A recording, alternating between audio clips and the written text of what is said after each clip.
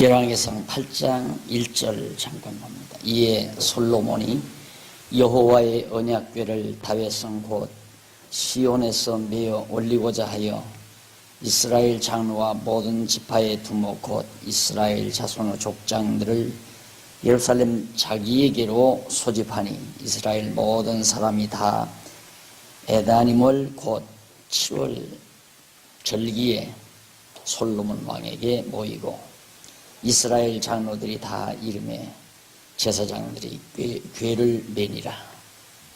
3절까지 공부하겠습니다. 지난 시간 열왕기상 7장까지를 통해서 성전을 다 세우고 그리고 모든 기구들을 전 곳간에 보관한 내용까지를 살폈습니다. 오늘부터는 이제 솔로몬 왕의 기도 내용을 우리가 8장에서 살피겠는데요. 열왕기상 8장 솔로몬의 기도, 성전 건축이 5장부터 8장까지니까 성전 건축 준비하고 5장에서 그 다음 6장에서 건축을 준공하고 7장에서 기타 모든 시설들을 완비한 다음 이제 언약궤를 옮겨다 놓고 하나님 앞에 기도하는 대목이 8장까지 나옵니다. 이 내용은 이미 하나님께서 언약하신 말씀 그대로 역시 이루어지는 내용이죠. 이 내용도. 그런데 우선 교재 2158페이지에 보시면 8장 1절로 11절이 나오죠. 거기 보면 솔로몬이 다윗성에서 언약궤를 성전으로 지성소로 옮겨다 놓는 다윗 왕 아버지 때의 언약궤, 여호와의 이름을 두신 언약궤를 다윗성에다 갖다 놨는데 이제는 성전이 완전히 예루살렘에 세워졌기 때문에 그 예루살렘 성전 지성소에다가 언약궤를 두게 됩니다. 이미 앞에서 이미 레위기 공부할 때 우리 다 했지만은 성전이 이렇게 돼 있으면 우리가 지성소라고 했죠. 이 지성소 안에 이제 언약궤를 가져다 놓는다. 여호와의 이름만을 두시는 곳입니다. 그래서 이제 일찍이 모세를 통해서 십계명 주실 때 나 외에 다른 신을 섬기지 말라고 하면서 아무 형상도 만들지 말라. 그 말은 바로 이렇게 형상을 만드는 게 아니라 여호와의 이름을 그 안에다가 이 지성소에 이름을 두신다. 근데 이름을 두는데 왜 이 언약궤 안에는 뭐가 들어가 있느냐면 아론의 쌍난 지팡이 그리고 만나 단지 들어있고 그 다음 볼비 이 세 가지가 들어있죠. 그러니까 왜 이게 여호와의 이름의 상징인가? 이 지팡이는 아론의 쌍난 지팡이. 아론이 정말 하나님께서 보낸 제사장이라는 사실을 백성들로 하여금 깨달아 알게 하기 위해서 이 지팡이에서 싹이 나게 했잖아요. 백성들이 자꾸만 말을 안 들으니까 그래서 이제 아론이 하나님이 보낸 제사장이다라는 권위를 세워주기 위해서 지팡이에 싹이 나게 했기 때문에 이 지팡이야말로 여호와께서 이스라엘 백성을 인도해 가고 지도해 가는 능력을 보여준 지팡이죠. 그 다음 만나 역시 광야에 아무것도 먹을 것 없는 그런 곳이지만 하나님께서 언약대로 가나안 땅 인도에 가시기 위해서 일용할 양식을 어김없이 내려서 먹여주신 증거품으로 이제 보관해 놓은 거고 이 십계명 역시 하나님께서 언약하신 백성들이 앞으로 가나안 땅 들어가서 지켜야 될 내용의 말씀드리기 때문에 전부가 다 여호와의 이름으로 주신 것들이에요. 이름으로 행하고 이름으로 베푸시고 이름으로 명하시고 여호와의 이름으로. 그래서 이런 모든 것들이 여호와의 이름의 하나의 상징물입니다. 그래서 그걸 언약궤에다 두고 여호와의 이름이 그 안에 있는 것으로 백성들로 하여금 알게 하려고. 그래서 이제 이 언약궤를 잘못 건들면 그냥 사람이 죽어요.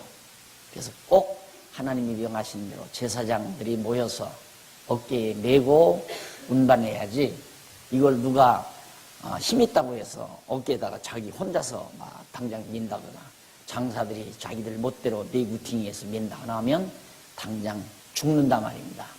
한번 왜 다윗이 옮겨올 때에 이 언약궤를 그 달구지에다가, 소가 끄는 달구지에다가 이걸 싣고 오다가 막 흔들려가지고 넘어지려고 할 때 무사라는 사람이 그걸 만졌잖아요. 그러니까 당장 죽었잖아요. 어떻게 보면 옳은 짓을 했죠. 그게 이렇게 흔들리다가 넘어져 버리면, 깨져버리면 안 되잖아요.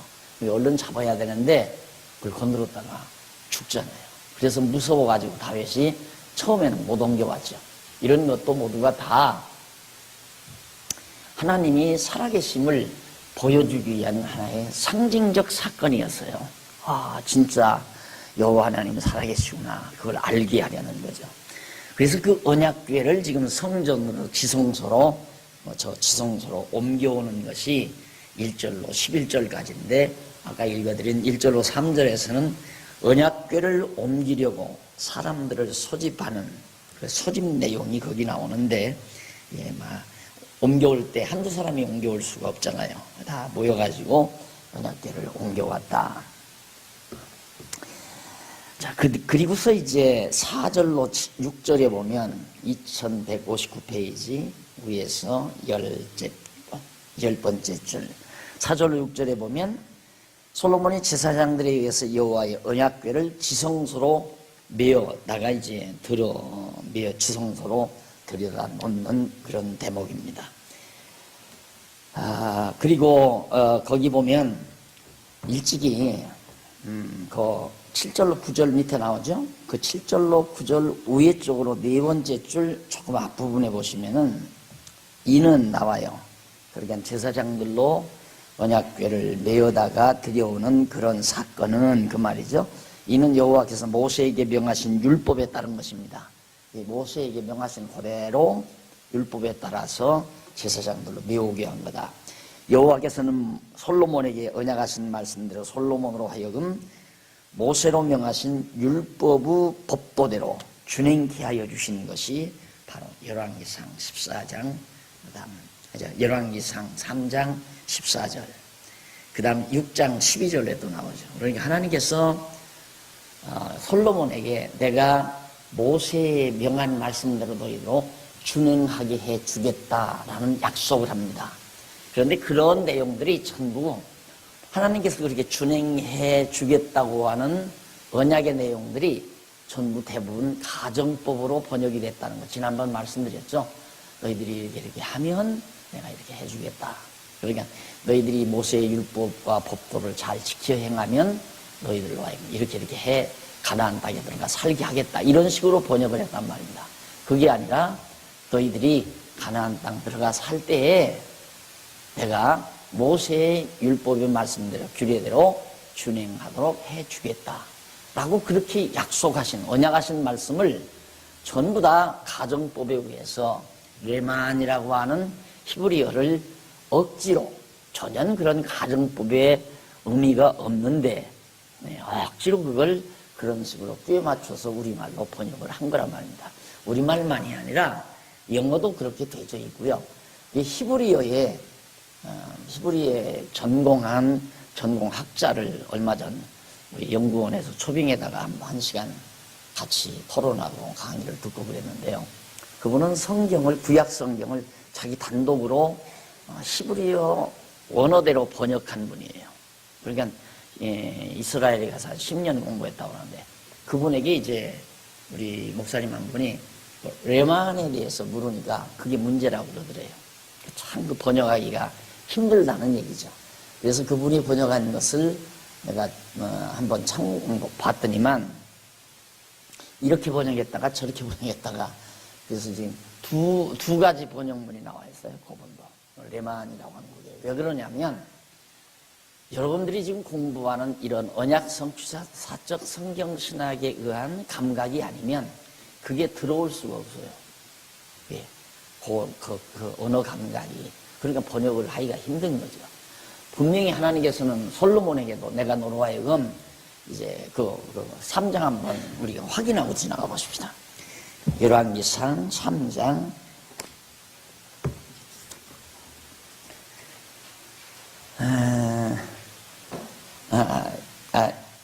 맞아요. 열왕기상 3장 14절 14절 네가 만일 거기 나오죠? 네가 만일 이게 가정법 쓴 거란 말입니다.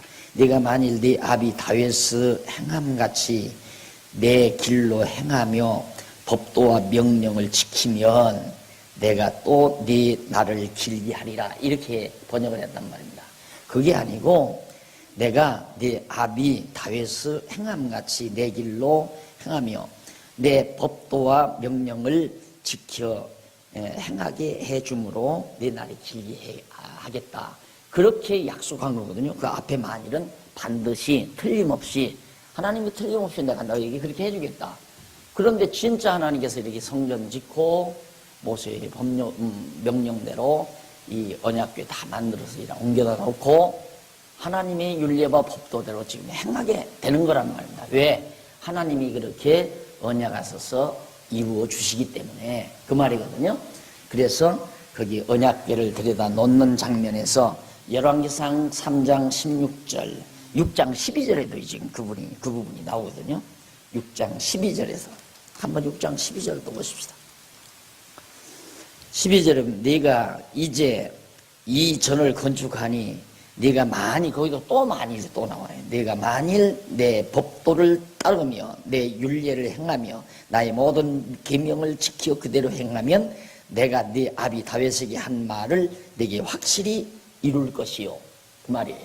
그러니까 네가 법대로 잘 지키면 다윗에게 한 말을 이루어주고 네가 안 지키면 안 이루어주겠다 그 말이거든요. 그러면 다 틀리잖아요. 성경 저기서부터 모두가 창세기로부터 모두가 막 뒤섞어지고 다 뒤틀리는 거예요.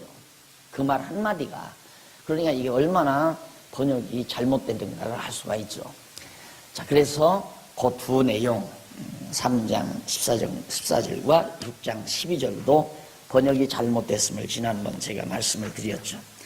그 다음 7절로 9절에 보면 여호와의 언약궤 상태에 대해서 설명하는 내용이 거기 나옵니다. 여호와의 언약궤가 어떤 상태에 있었는가. 7절 그룹들이 궤 초소 위에서 날개를 펴서 궤와 채를 덮었는데 채가 긴 거로 채 끝이 내전 앞 성소에서 보이니 밖에서도 보이지 아니하며 그 채는 오늘까지 그곳에 있으며 등등 나와요. 앞에서 우리 레위기 공부할 때 언약궤의 사진 그 도안 보셨죠?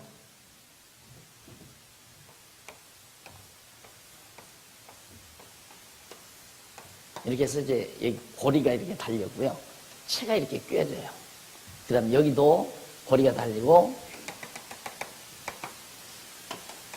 여기도 이제 안 보이지만 고리가 이렇게 달리고요. 그래서 채가 이렇게 꿰지죠.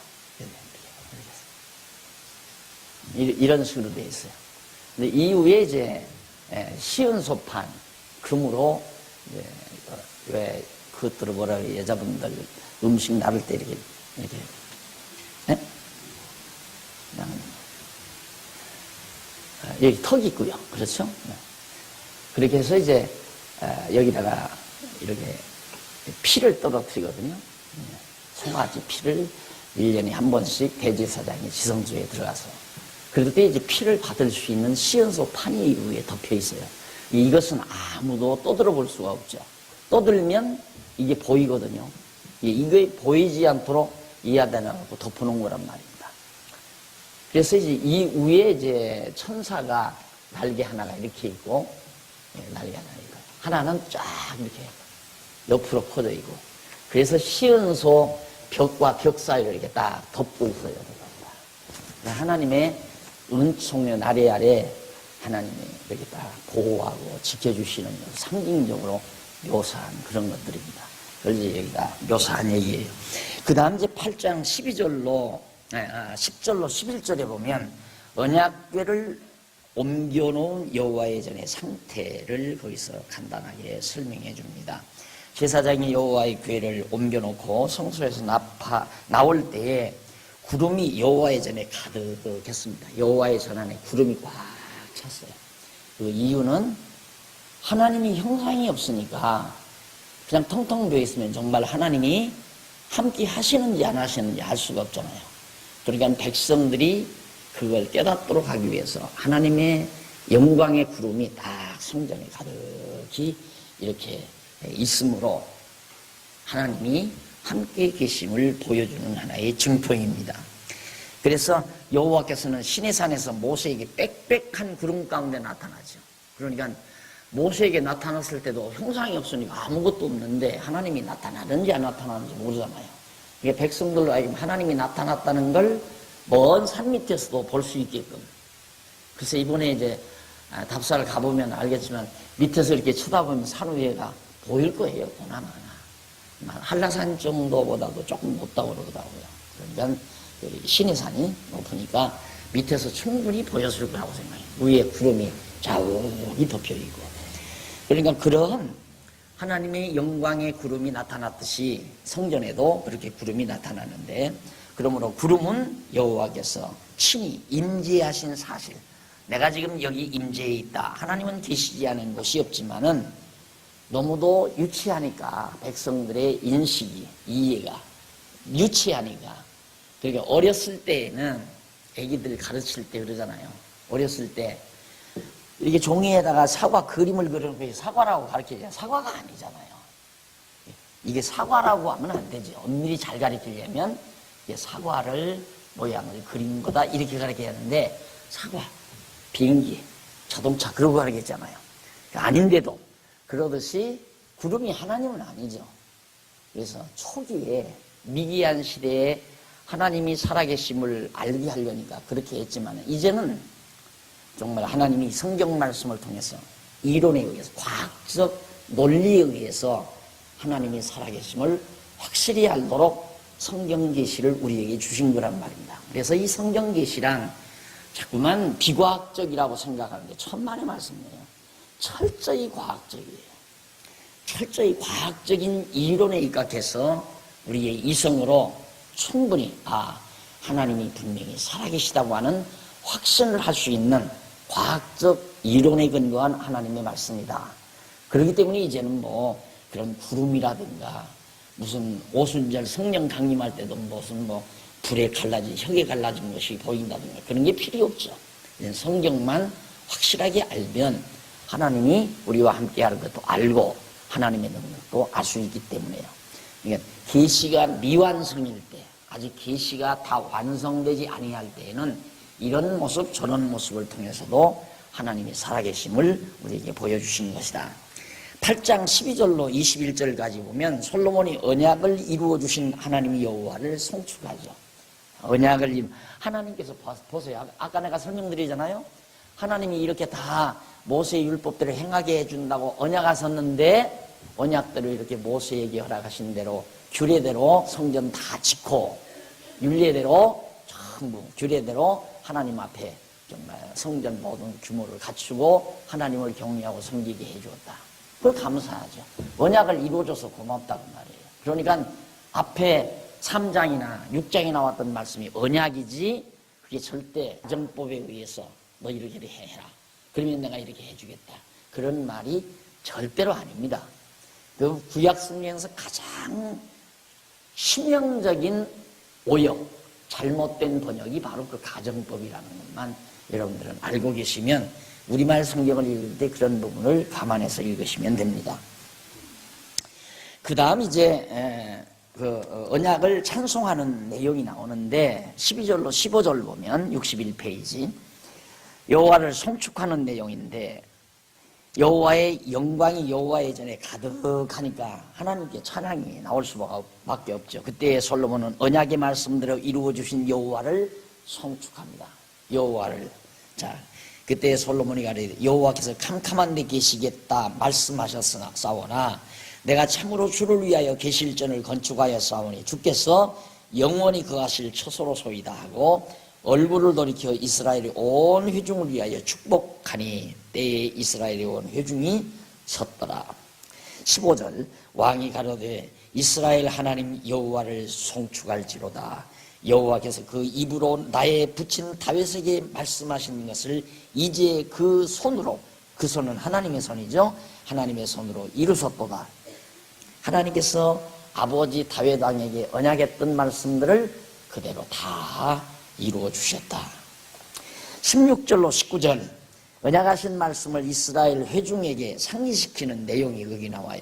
그 언약하신 말씀이 어떤 내용이었나? 16절 내가 내 백성 이스라엘 애굽에서 인도하여 낸 날부터 내 이름을 불만한 집을 건축하기 위하여 이스라엘 모든 지파 가운데서 아무 성읍도 택하지 아니하고 다만 다윗을 택하여 내 백성 이스라엘을 다스리게 하였노라 하시는지라. 내 붙인 다윗이 이스라엘 하나님 여호와의 이름을 위하여 전을 건축할 마음이 있었더니 여호와께서 내 붙인 다윗에게 이르시되 네가 내 이름을 위하여 전을 건축할 마음이 있으니 이 마음이 내게 있는 것이 좋도다.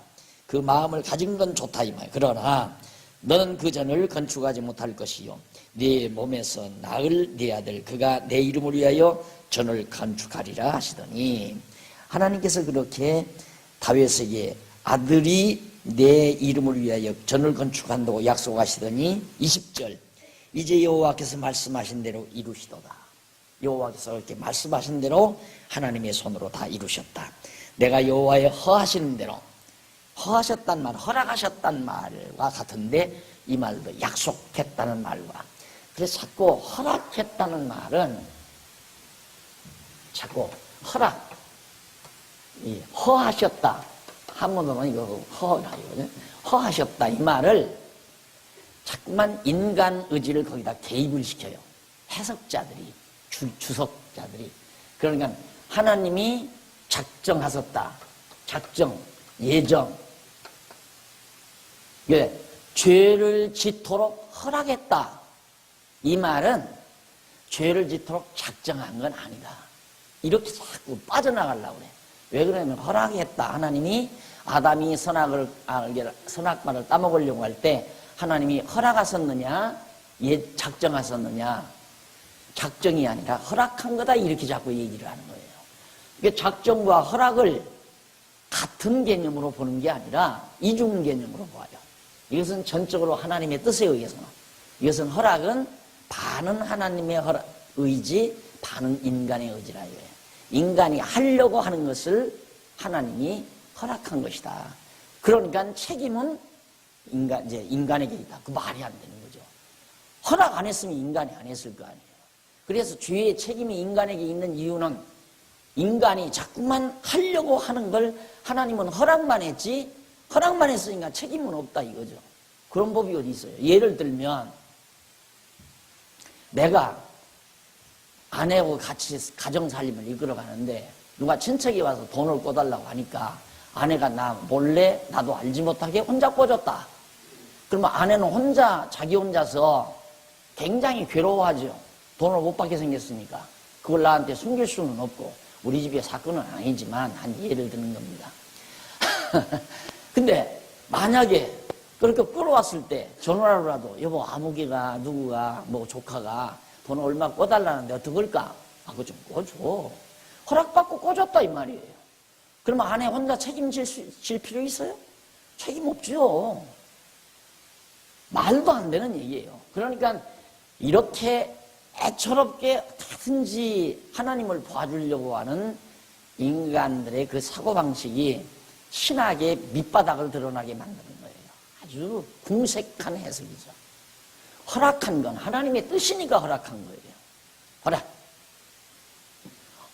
아버지가 탕자를 내보낼 때 아버지가 허락 안 해도 탕자가 나갑니까? 못 나가죠. 돈을 안 주는데 어떻게 나가요? 아버지는 알아요. 저놈이 나가서 돈 다 탕진하고 완전히 신세 망칠 것 다 알아요. 그러면서도 내보내요. 내보내는 이유는 너희는 날 떠나서 내 멋대로 살면 어떻게 되는가를 몸소 경험해야 아버지 사랑이 얼마나 큰가를 깨닫게 된다. 그걸 아버지는 알죠. 그래서 돈이 손에 나도 내 보낸 거란 말입니다. 허락을 해서 나가라고 하는 거예요. 똑같은 거예요. 에덴 동산에서 아담을 허락해서 죄짓고 쫓겨나게 하는 거나 탕자가 아버지 떠나서 돼지우리까지 가는 거나 그 하나님의 섭리를 예수님이 간략하게 탕자 비유로 설명한 거란 말입니다. 인간 타락의 과정을. 그러니까 여기서 허하셨다라는 말은 하나님이 정하신 뜻대로 그렇게 하도록 하셨다 그 말이에요. 그러니까 허락했다는 말과 하나님의 작정이라는 말은 전혀 농도차 없이 똑같은 개념에서 우리는 봐야 된다 하는 얘기입니다. 그러면서 이제 옷탈 건축하리라 하시더니 이제 여호와께서 말씀하신 대로 이르시되 내가 여호와의 허하신 대로 여호와께서 허락하신 대로 왜 허락했어요? 아담에게 다윗에게 이미 네 아들 솔로몬이 아들이 성전 짓게 해주겠다고 언약하셨으니까 언약대로 솔로몬이 성전 짓도록 허락한 거란 말입니다. 다윗은 왜 못 짓는가? 허락 안 해서 못 짓는 거예요. 왜 허락 안 했는가? 다윗이 짓도록 하나님이 작정해 놓지를 않았어요. 예. 솔로몬이 아들이 짓도록 하나님은 작정해 놓으시고 작정대로 다윗에게 언약하시고 언약대로 솔로몬으로 하여금 할 수 있도록 허락하셔서 성전 지은 것이다. 지금 그렇게 이론이 빠져나가는 거거든요. 자, 내가 먼저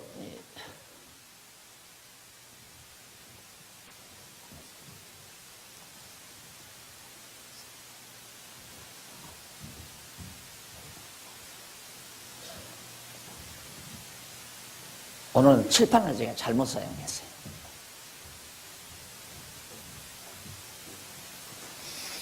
이제 여러분들이 항상 공부할 때마다 이게 맥이죠. 이 하나님의 섭리의 흐름, 즉 하나님의 작정 섭리의 방향 내지는 지혜의 흐름, 길, 도 이런 것들이에요. 이 길이 하나님께서 영원 안에서 이 영원한 때에 하나님이 다 작정하셨단 말입니다. 모든 만사를 다 작정하신 그 뜻, 그걸 로고스라고 한다고 그랬죠. 로고스로 하나님이 존재하셨다. 태초에 영원한 하나님과 함께 계셨다. 하나님은 우리의 입장에서 볼 때는 뜻으로 존재하시는 거예요. 뜻으로, 로고스로 존재하신다. 형상은 없지만은 구체적인 뜻, 의지, 하나의 구체적인 인격, 신격이라고 하는 것은 이 신격은 첫째 지성이죠. 지성. 두 번째 감성. 그 다음 세 번째 의지예요. 이게 이제 신격의 요소죠. 인격의 요소도 지성과, 그러니까 인간의 지성과 감성과 의지, 이것이 인격의 요소이듯이 하나님의 신격의 요소도 지성과 감성과 의지. 하나님은 다 알고 계시죠. 전지하신 분이에요. 모르시는 것이 없는 지성을 가지고 계세요. 그 감성, 좋고 나쁘고 옳고 그르고 하는 좋다 나쁘다 아름답다 추하다 또 옳다 그르다 이런 것들을 느낄 수 있는 감성, 의지, 판단력, 옳다 그르다라고 판단하고 결단하는 것, 이런 능력을 하나님이 다 가지고 계시다 이 말이에요. 그럼 인간도 이걸 가지고 있으면 인간의 지성과 감성과 의지가 인격이죠. 인격의 지성, 감성, 의지와 신격의 지성, 감성, 의지가 같은 거 아닌 것 같아요. 전혀 달라요. 하나님의 지성과 감성과 의지는 절대적이에요. 절대적. 인간의 지성과 감성과 의지는 상대적이고 부분적이고 상대적이고 지엽적이고 전혀 다르죠. 그래서 상대적이나 지엽적인 것은 절대적인 것에 항상 함축되어 있다. 절대적인 것의 카테고리 안에, 절대적 신격의 카테고리 안에 인격이 항상 지배받고 있다. 그래서 이제 의지라고 하는 것도 있죠. 인간의 의지가. 왜 없어요? 인간의 의지가. 있지만 그건 상대적 의지이기 때문에 그 상대적인 의지는 하나님의 절대적인 의지에 지배받는다 그 말이에요. 독자적으로 내 마음대로 할 수 있는 의지란 인간은 없어요. 있으면 상대적인 의지죠. 상대적인 감정이 있죠. 좋다 나쁘다 인간 할 수 있잖아요. 또 인간의 지성, 상대적인 지성이 있어요. 내가 경험하고 정보 수집한 건 내가 알죠. 그러나 그 이상인 건 모르잖아요. 그러나 하나님은 절대적인 거기 때문에 다 아시죠. 모두가 다. 그렇게 다른 그런, 그래서 하나님은 이렇게 신격으로, 신격이라는 말은 지성과 감성과 의지로 존재한다. 그것을 가리켜서 이제 로고스라고 이렇게 말한다고 했죠. 자, 그러면 이렇게 작정하신 뜻에 따라서 하나님께서는 다윗에게, 그렇죠? 다윗에게 언약을 했어요. 언약. 이 작정에 기초하는 거죠. 작정에 기초해서 언약을 했어요. 언약한 것을 솔로몬에 의해서 성취했어요. 예. 언약에 의해서 성취한 거란 말입니다. 그러니까 솔로몬에게 네가 들어가서 내가 명령한 모세에게 명령한 말씀을 잘 듣고 행하면 네가 성전을 짓고 오래오래 가나안 땅에 살 거고, 만약에 네가 율법을 지키지 아니하면 너는 나간다. 그게 아니다 그 말이에요. 이미 다윗에게 언약을 했는데 언약대로 이루어지는 거라니까. 솔로몬의 어떤 행위와는 아무 관계없이 그러는 이유는 하나님은 이렇게 모든 걸 작정하셔서 작정대로 만사를 이루시는 그런 전능자 하나님이심을 깨달아 알기 위한 거죠. 그래서 우리 우주관은, 우리 기독교 우주관은 모든 것이 하나님으로부터 나와서, 하나님으로 말미암고 하나님께로 돌아간다 그랬죠? 3단계예요. 모든 게 다 하나님께로부터 나와요. 이 세상 만사 만물, 모든 만사 만물이 하나님의 로고스 안에서 나온다면 하나님의 지성과 감성과 의지의 작용에 의해서 다 나온다. 나올 뿐만 아니라 나와서 시간세기 안에서 되어지는 모든 일 자체가 하나님으로 말미암는다. 하나님에 의해서만이 다 된다 이 말. 지구가 돌고 지금 개나리 피고 철쭉 피고 진달래 피고 벚꽃 피고 굉장하잖아요. 이런 모든 일이 하나님으로 말미암아 지금도 되고 있고, 우리가 자녀를 낳아놓으면 모락모락 잘 자라는 것도 하나님으로 말미암아 자라나는 거고, 나라끼리 전쟁이 일어나고 기아와 질병 속에서 허덕이고 이런 모든 만사가 다 하나님으로 말미암아 다 그렇게 이루어진다. 그래서 하나님께로부터 나와서 하나님으로 말미암고 그 다음 어떻게 되는가? 시간세기 종국이 오면, 정하신 때가 되면, 마지막 하나님 이 세상을 끝내실 그때가 되면 만사가 다 없어지는 게 아니에요. 없어지긴 어디로 없어져요. 다 하나님께로 다시 돌아간다. 그러니까 오늘 우리가 시간세계에 나와서 존재하는 기간은 21세기 요 짧은 어간에 존재하다가 사라지는 것 같지만은 아니에요. 안 사라져요. 우리는 영원전부터 있었고 지금도 있고 앞으로도 영원히 존재하는 존재예요. 왜 그러냐면 영원하지 아니한 것은 영원한 것이 될 수가 없는 거예요.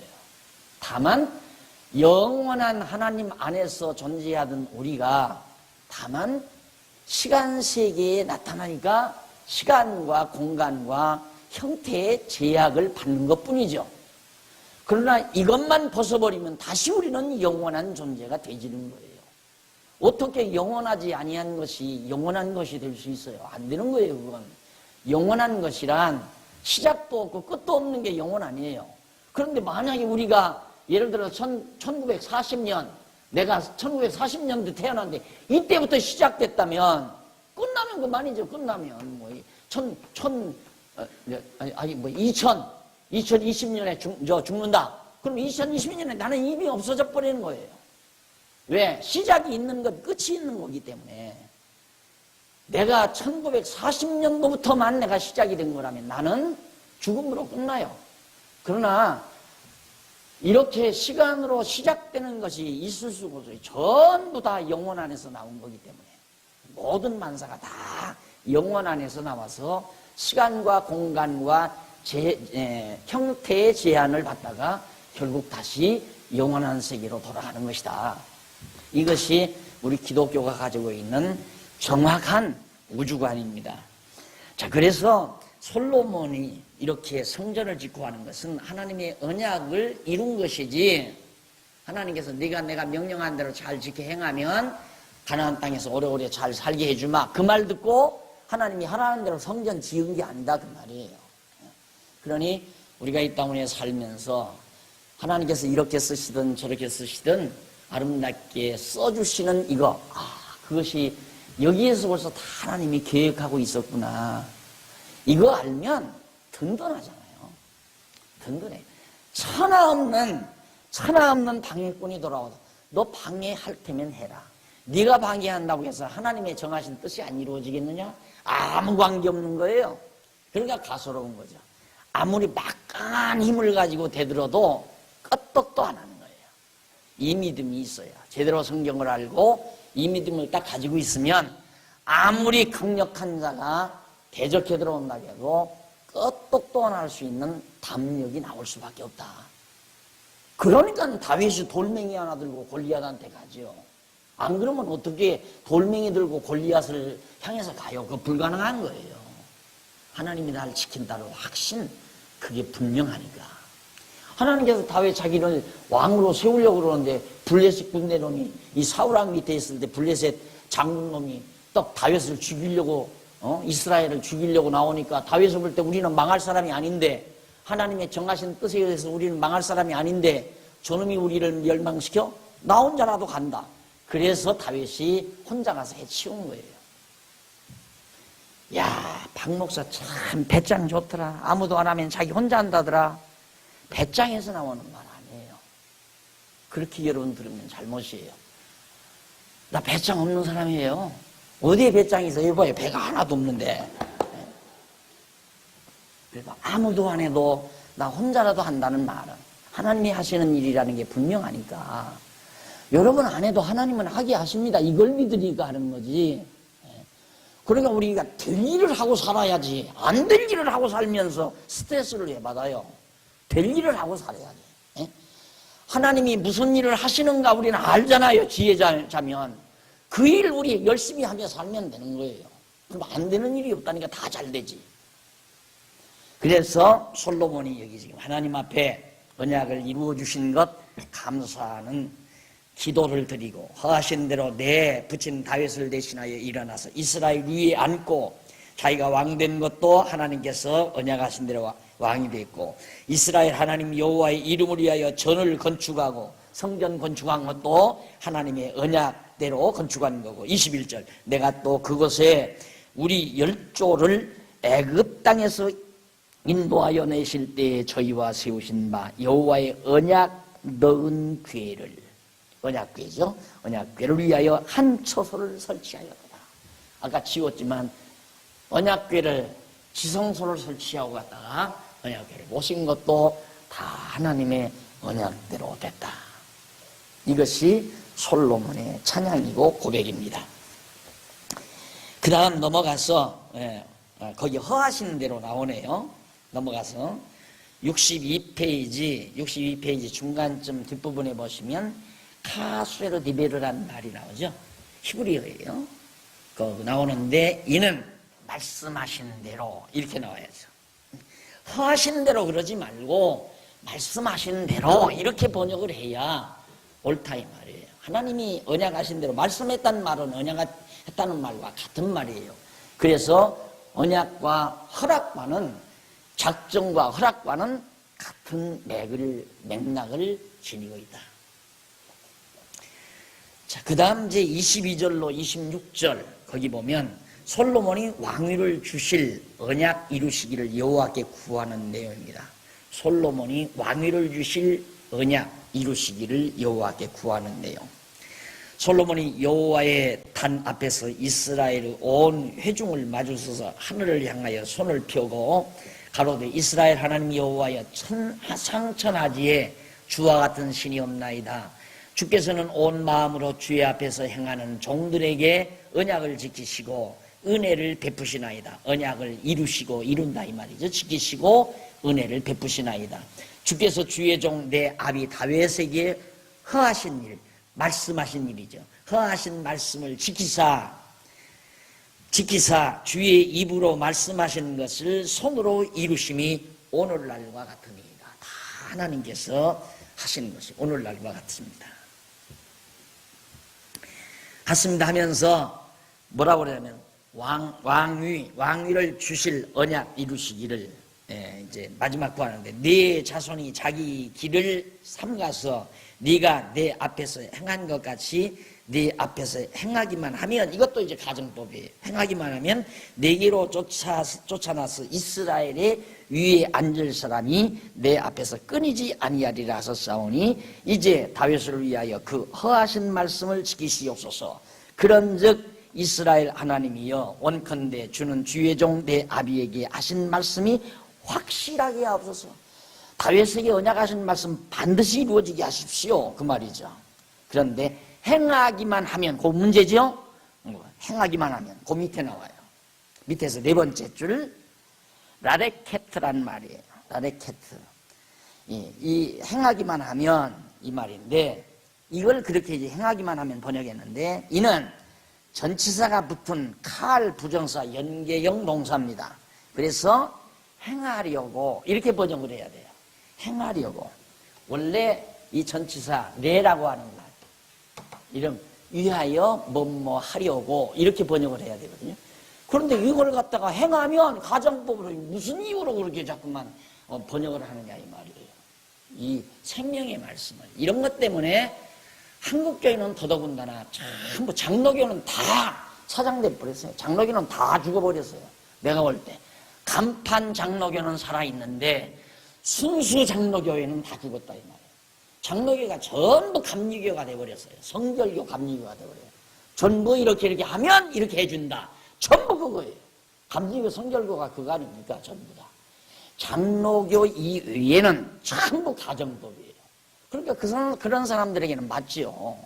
그러니까 우리 장로교도 꼼짝 성경에 보니까 그렇게 하면 한다는데, 그래서 장로교 간판 걸고도 내용은 전부 감리교처럼 성결교처럼 가르쳐줬다. 그래서 빨리 장로교 회복운동, 이게 매우 중요해요. 예정은 안 가르치고야 하나님의 영원한 작정에 따르는 예정, 이거 안 가르치고 무슨 장로교예요. 장로교가. 장로교의 특색은 영원한 작정과 예정. 그러니까 신론에 딱 들어가면 처음 하나님의 존재, 하나님의 사역, 하나님 하시는 일이 뭔가, 하나님의 영원한 작정, 그리고 예정, 하나님 하시는 일이에요. 신학교 가서 공부는 그렇게 하고 나와가지고는 밖에 나와서 목회할 때는 전부 감리교식, 성결교식 그렇게 목회를 한다고 말이에요. 말이 안 되는 거죠. 그 다음 이제 22절로 26절 솔로몬이 왕위를 주실 언약 이루시기를, 죄송합니다. 내가 허하신 대로 말씀했는데, 여기 라레케트란 말, 그 말은 말씀드린 대로 행하려고 그렇게 번역을 해야죠. 그 다음에 이제 그 임이라는 전치사도, 임이라는 부사도 거기 나와요. 제일 64페이지.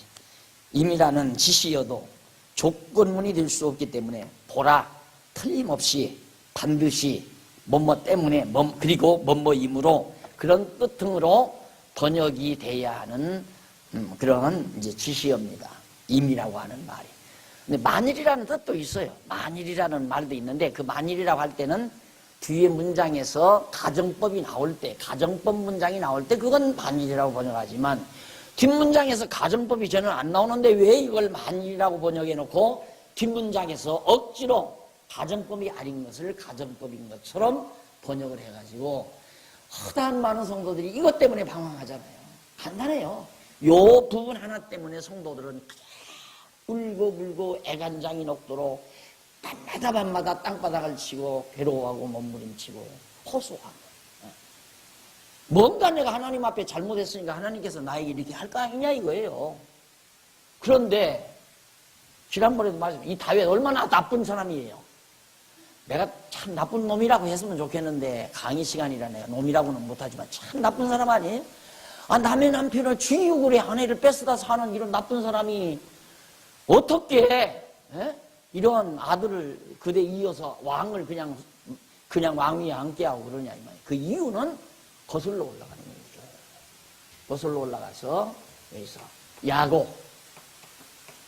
야곱에 의해서 유다 지파에게 내게서는 왕의 홀 절대 떠나지 않는다. 언약을 하잖아요. 다윗 유다 지파 내게서는 왕의 홀이 안 떠나고 왕의 위가 안 떠난다 그 말이에요. 그러니까 유다 지파에서 다윗이 출생해가지고 왕이 된 거 아닙니까? 그렇게 못된 짓을 하고 나쁜 짓을 했는데도 하나님은 여기서 언약을 했기 때문에 언약대로 이루시기 위해서는 다윗의 행위와 관계없이 왕위가 이어지잖아요. 솔로몬에게. 그러면 솔로몬 이후에도 마찬가지예요. 지금 솔로몬이 그걸 구하는 거란 말입니다. 지금 구하는 이유가 뭐냐면 하나님 지금까지 되어진 일 다 언약대로 이루어줬습니다.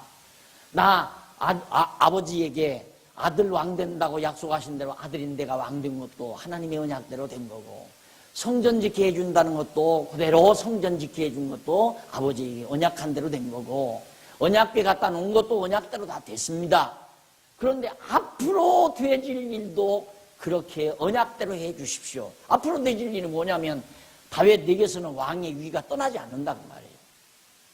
내 위가 왕가가 다윗 왕가에서 계속 그 아들이 계속 왕이 된다. 그걸 하나님이 언약한 거란 말입니다.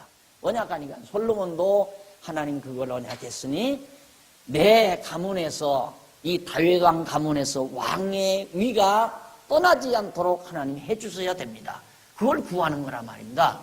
그러니까 기도란 하나님의 언약을 구하는 거다. 내가 늘 얘기하잖아요.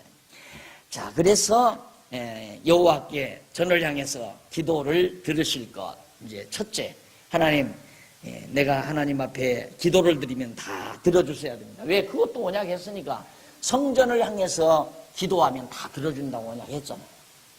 그러니까 다니엘이 바벨론으로 잡혀가서도 동쪽으로 창문이 있는데 성전을 향해서 얼굴을 바라보면서 성전 있는 곳을 바라보면서 기도를 다니엘이 하잖아요. 그 언약 때문에 그런 거거든요. 그러니까 솔로몬이 이 백성들이 어디를 가서든지 성전을 향해서 기도하면 하나님 들어주셔야 됩니다. 그런 내용이 이제 첫 번째 구하는 내용이었고요.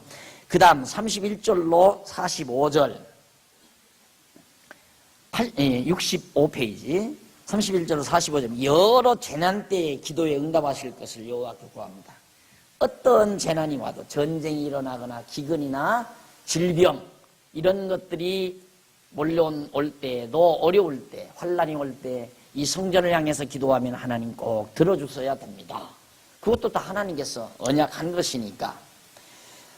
자, 그러면서 이제 거기 이제 나오는데 자, 우선 31절 조금 보고 넘어가서 66페이지 한번 보세요. 66페이지에 본문 밑에 보면 31절로 32절 거기 나옵니다. 솔로몬이 정죄받은 자가 죄를 이미 정죄받은 자가 자기의 무죄함을 맹세하면 응답해 주실 것을 여호와께 구하는 내용입니다.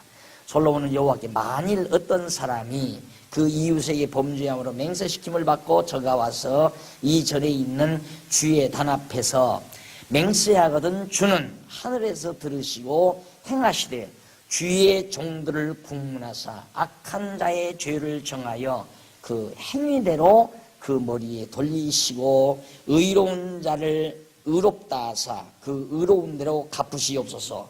이건 행한 대로 갚아달라는 얘기 아니에요. 자, 이것도 이제 만일이란 말이 거기 나오는데 에트 아레쇠란 말이에요. 에트 아레쇠. 이걸 여기는 임도 아니고 에트 아레쇠라는 말을 했는데 이는 아주 오역입니다. 잘못된 번역인데 곧 뭐뭐할 때 이렇게 해야 돼요. 곧 뭐뭐할 때. 그러니까 만일 그렇게 하지 말고 곧 범죄했을 때에 내 백성이 어디 가서 범죄했을 때 하나님 앞에 이렇게 구하거들랑 하나님 꼭 이렇게 들어주십시오. 그 얘기거든요. 그 다음 이제 33절로 34절, 적국 앞에 패배했을 때, 전쟁에서 패배했을 때, 그때도 하나님 들어달라. 그 다음 이제, 그거 또 보세요. 37절로 40절, 이쪽 67페이지 밑에서 네 번째 줄, 다섯 번째 줄 앞에 보면 만일은, 거기 이제 만일이 또 나오는데, 만일 히브리 원문으로 키라는 말이에요. 키.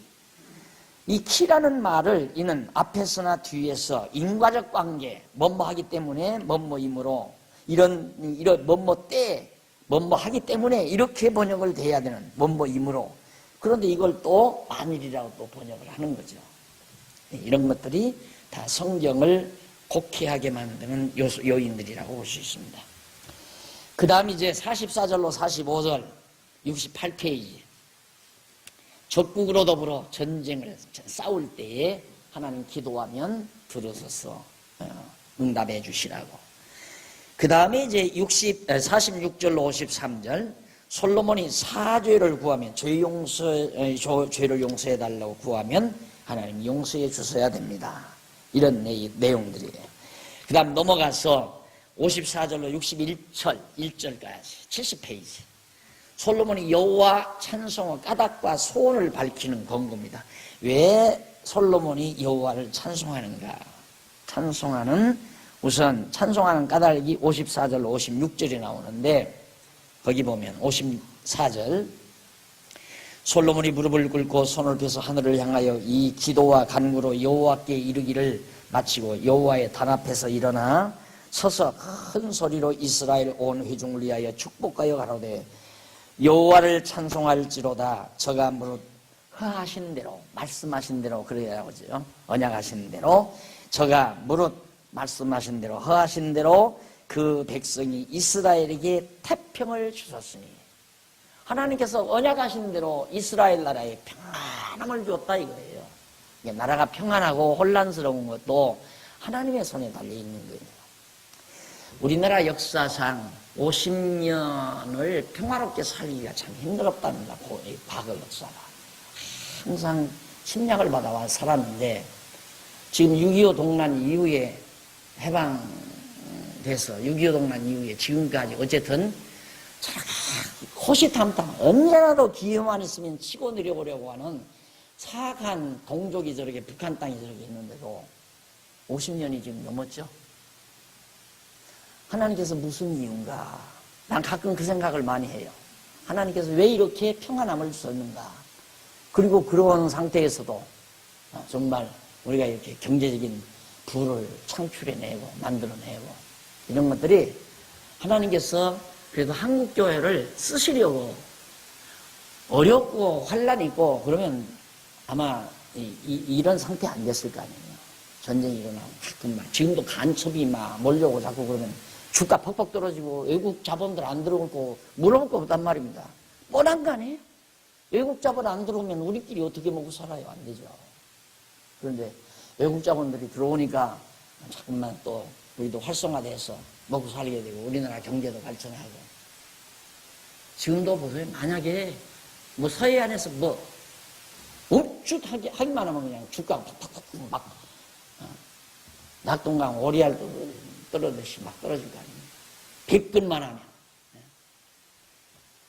그런데 하나님께서 50년이 넘도록 이 평안함을 주신 것은 앞으로 한국교회를 통해서 남은 이 지상의 역사, 세계사를 이끌어 가시려는 하나님의 뜻이 분명히 살아있다는 사실을 나는 항상 그걸 느끼고 있어요. 사실 우리 이 성경신학만 해도 사실 얼마가 걸렸냐면, 내가 17살 때부터 성경을 보기 시작했으니까 지금 50년이 넘었어요. 딱. 오직 성경만. 그냥 성경만. 성경만 가지고, 그러면서 그것도 뭐 나 혼자 한 게 아니라 각종 세대주의 신앙, 신비주의 신앙, 제일 먼저 접방해야지 신비주의 신앙, 그 다음 세대주의 신앙, 그 다음 칼빈주의 신앙, 그리고는 이제 요즘 뭐 내가 원래 잘하기는 완전히 자유주의 신앙. 내가 자유주의 신학 출신이에요. 그러니까 청소년 시절에 완전히 자유주의를 먹어가지고 함석헌이가 나는 성자인 줄 알았어요. 최고의 인간, 사상가고. 정말 올바른 소리, 바른 소리 해야 되고, 그때는 뭐 하나님도 찾고 뭐 성경으로 본 한국 역사 이런 것도 써내볼 때 막 얼마나 반했는지, 이게 완전히 자유주의 막 노예가 됐댔죠. 그러다가 이제 신비주의 먹고, 그 다음 세대주의 신앙, 침례교 신앙이죠. 그거 먹고, 그 다음에 이제 장로교 신앙 먹고, 그러면서 장로교 신학 하면서 이제 카톨릭 신학이라든가 비교 신학, 뭐 파르트 신학, 울트만 신학 이런 것들 다 뭐 섭렵을 하면서 결국 얻은 게 뭐냐면 역시 성경이다. 성경이 아니면 나머지 다 휴지조박이다 이거예요. 오직 성경이다. 그러니까 신학하면서도 성경, 그저 성경. 그래서 이제 성경 가르치고 싶어서 참 목사가 안 돼가지고 가르치려니까 힘들더라니까요. 배우려고 안 해. 네가 뭐하러 가르치려고. 근데 내가 제일 싫은 목사를 할 수 없이 내가 목사 안수를 받은 거예요. 목사를 제일 싫어했는데 성경 가르치고 싶어서 목사를 했고, 그래서 이제 성경 가르치다가 뭐 2단 3단에 애들끼리 해먹으라 난 안 할란다 하고 그것도 치려다가 이렇게 살아나가지고 이렇게 된 거예요. 그리고 50년 역사 거의. 예? 그렇게 17살 때부터, 그러니까 50년 역사는 채 안 되죠. 50년 됐네요. 맞죠? 50년 맞잖아요. 그러니까 이게 대단한 거 아닙니까? 그러지 않고는 이게 안 나오죠. 나올 수가 없죠.